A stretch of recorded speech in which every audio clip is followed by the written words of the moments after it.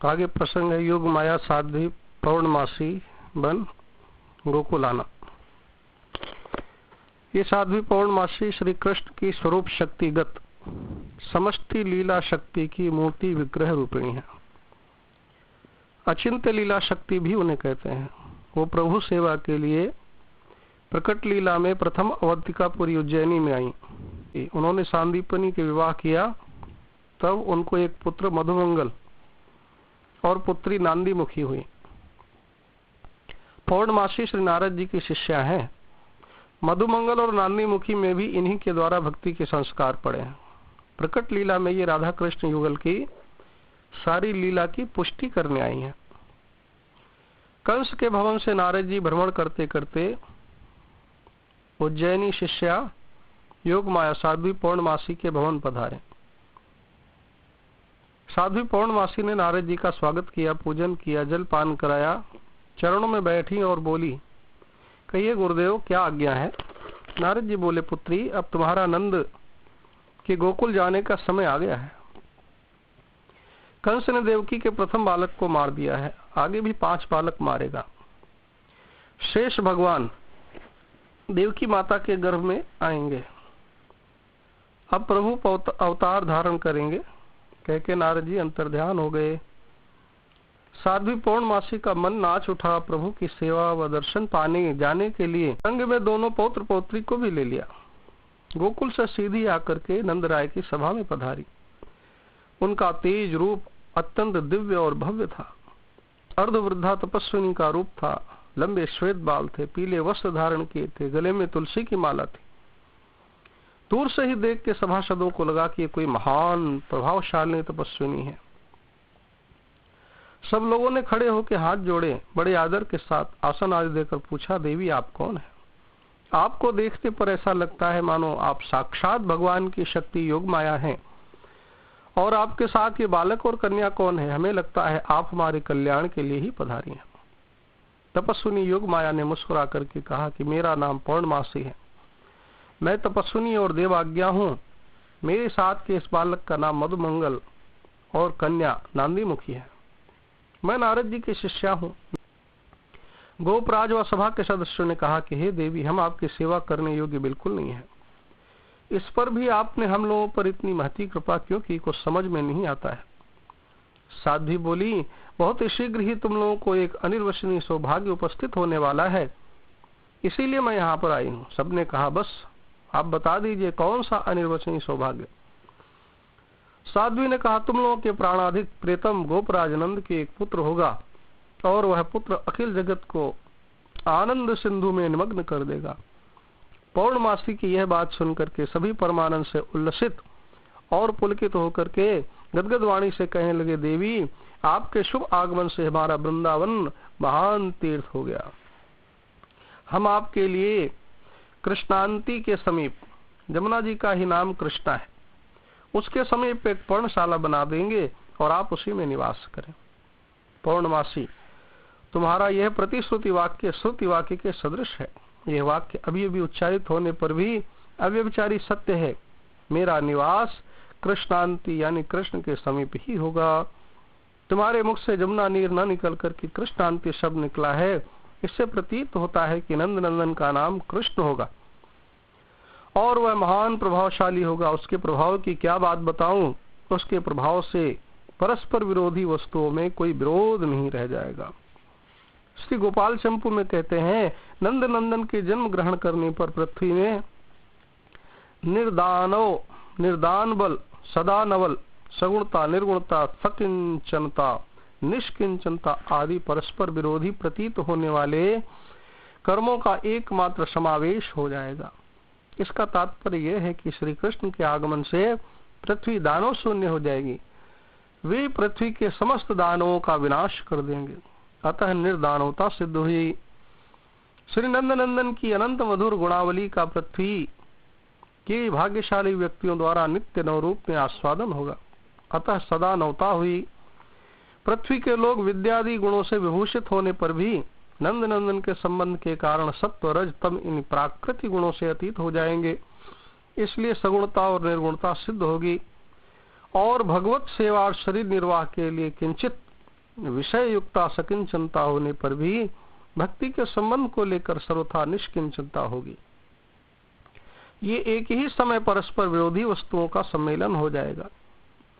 पौर्णमासी देवी के लिए कालिंदी तट पर पर्णशाला निर्माण हुई और नंद नंदन व श्री राधे के दर्शन की अभिलाषा से मधुमंगल व नांदीमुखी सहित वे वहां रहने लगी।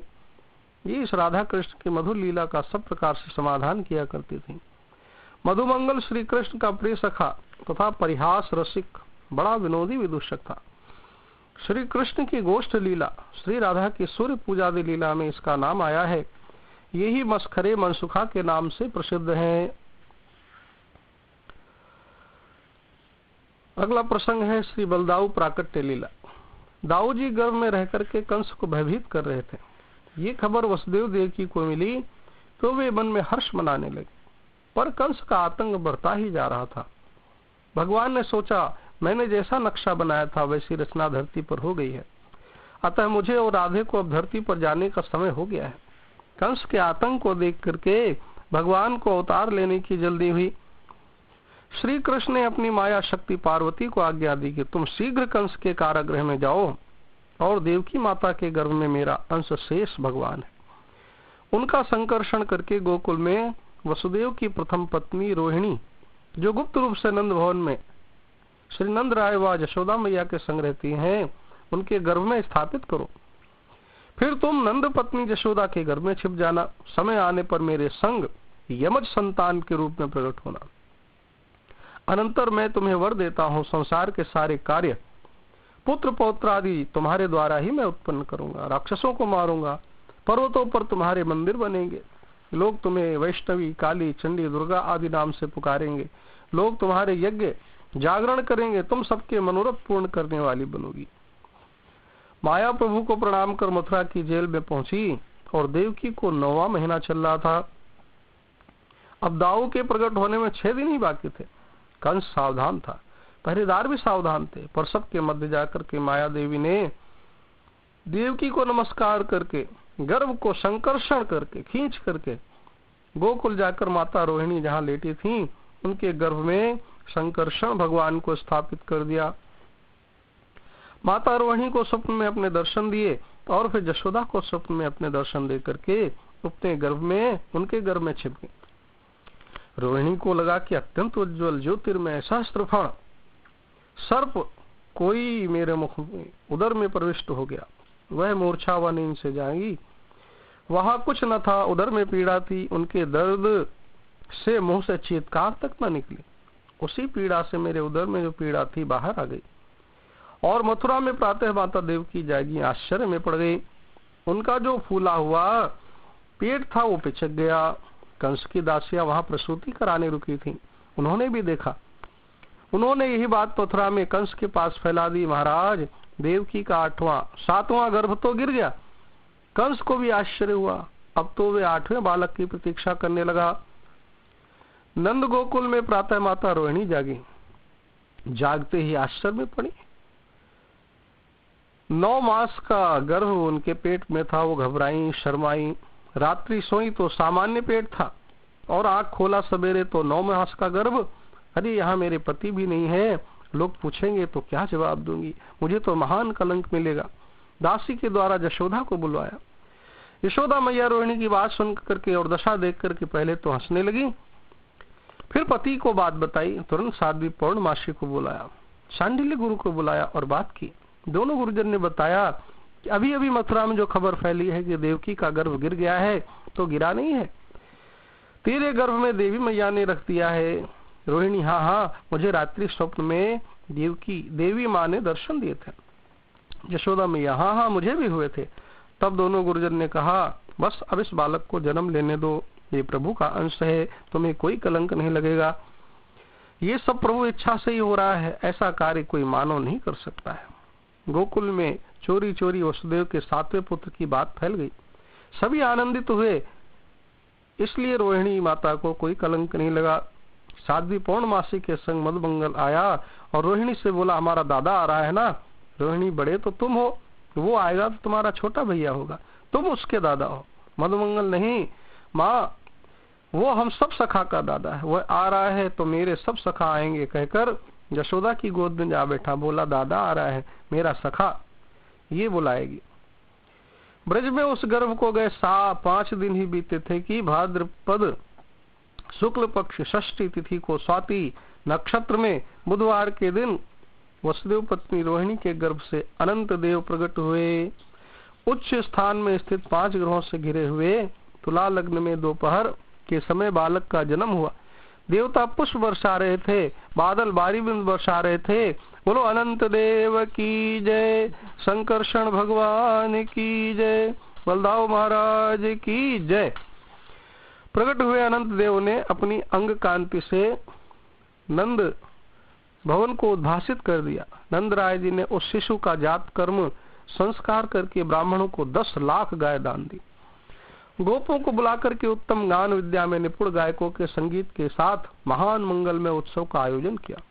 उस वक्त देवल, देवरात, वशिष्ठ, बृहस्पति, नारद जी, व्यास जी आए और नंद जी ने हर्षित हो ऋषियों का स्वागत पूजा सम्मान किया, उनको उपहार दिए। नंद राय ने पूछा महर्षियों ये सुंदर बालक कौन है जिनके समान दूसरा कोई देखने में नहीं आता?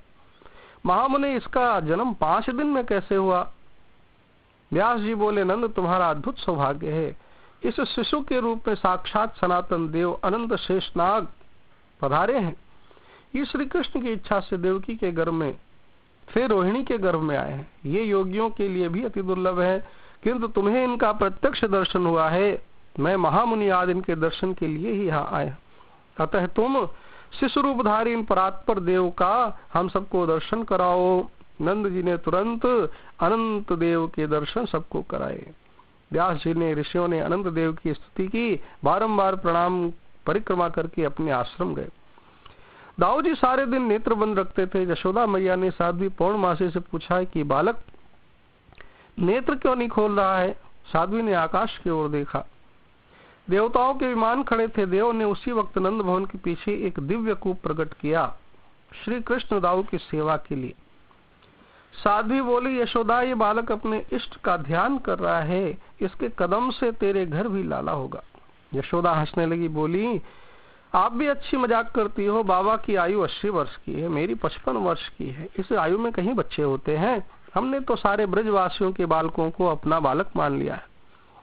पौर्णमासी बोली अगर मुझ पर विश्वास ना हो तो जाओ नंद भवन के पीछे देखो, देवताओं द्वारा एक दिव्य कूप प्रकट हुआ है जिसका पानी गर्मी में ठंडा और ठंडे में गर्म रहेगा। नंद राय तुरंत बंधु वर्ग संग भवन के पीछे देखने गए तो पौर्णमासी की बात सत्य थी। यह देख हृदय में अत्यंत हर्ष हुआ। सारे ब्रजवासी दाऊ जी की जय जयकार करने लगे। उसी वक्त वृषभानु महल से खबर आई कीर्ति रानी को भी पुत्र का जन्म हुआ है। आनंद में आनंद बढ़ गया। और भी अनेक ब्रजगोपियों को गर्भ थे। उसी काल में थोड़ा आगे पीछे सभी लोगों के घर पुत्र पुत्रियां उत्पन्न हुई। सारे ब्रजवासियों ने शांडिल ऋषि से प्रार्थना की कि हमारे ठाकुर के घर नंद के घर भी लाला हो, ऐसा उपाय करो। शांडिल ऋषि बोले मैं अपनी तपस्या में से 1 वर्ष का पुण्य श्री नंद और यशोदा को देता हूँ, उसके फलस्वरूप उन्हें लाला हो। ब्रजवासी कहने लगे हमें भी कोई व्रत बताइए, हम भी अपने छोटे ठाकुर के आगमन के लिए तपस्या करेंगे, उसका पुण्य बाबा मैया को देंगे।